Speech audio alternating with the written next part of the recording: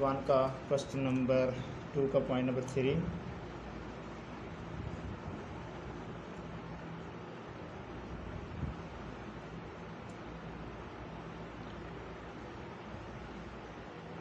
नौ सौ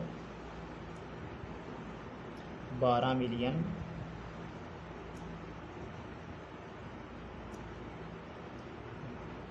501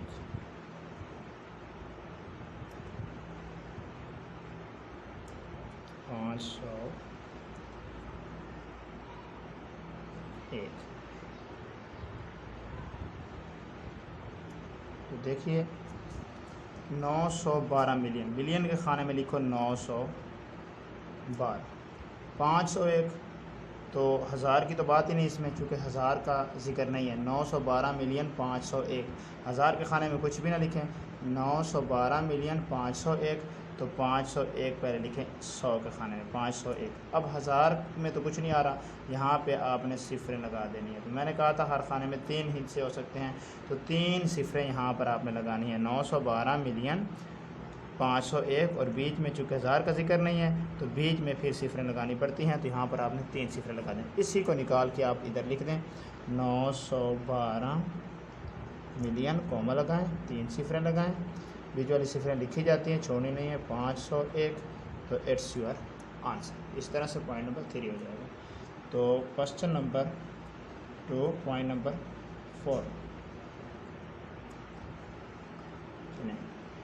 यह है 250 मिलियन 376,000 250 मिलियन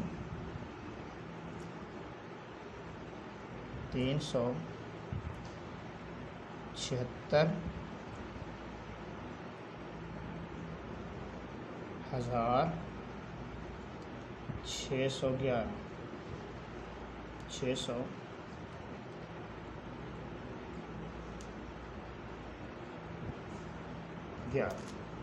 इसका जवाब देखिए 250 मिलियन, तो मिलियन में हम लिखेंगे 250।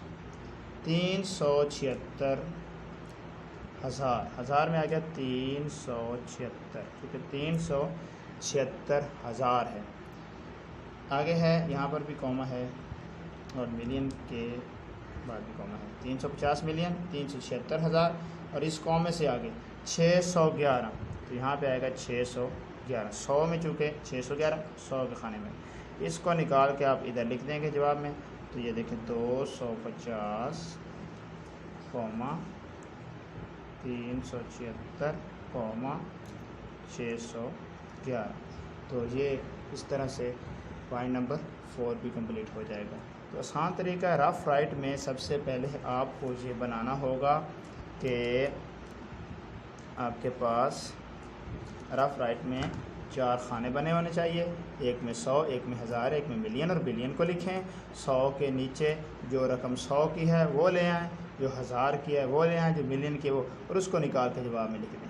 बिल्कुल यही तरीका हम अदाद को हिस्सों में तब्दील